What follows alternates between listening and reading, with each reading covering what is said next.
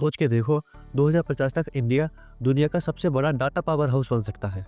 Power house मतलब हम अंबानी अदानी के डाटा सर्वर से दुनिया चलाएंगे क्या? नॉट एग्जैक्टली, पर data is the new oil और इंडिया के पास 1.4 बिलियन लोगों का डिजिटल फुटप्रिंट है।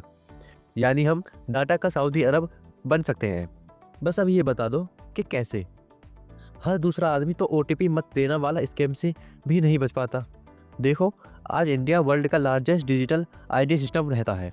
आधार यूपीआई ट्रांजेक्शन 100 बिलियन क्रॉस कर चुका है और डिजिटल पब्लिक इंफ्रास्ट्रक्चर पे पूरा वर्ल्ड स्टडी कर रहा है।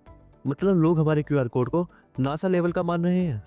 एग्जैक्टली, वर्ल्ड बैंक ने इंडिया को मॉडल बनाया है कि कैसे डाटा डेमोक्राइजेशन ग्रोथ ला सकती है। लेकिन साथ में रिस्क भी है। प्राइवेसी, सर्विलेंस और डाटा कॉलोनिज्म का नया वर्जन। अब जमीन नहीं, डाटा लूटेंगे।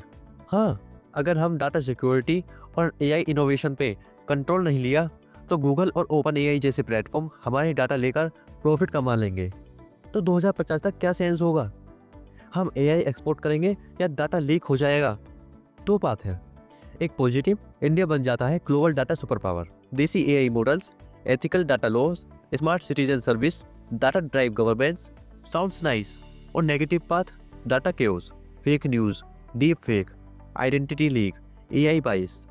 पब्लिक ट्रस्ट गिर जाता है और इनोवेशन रुक जाता है।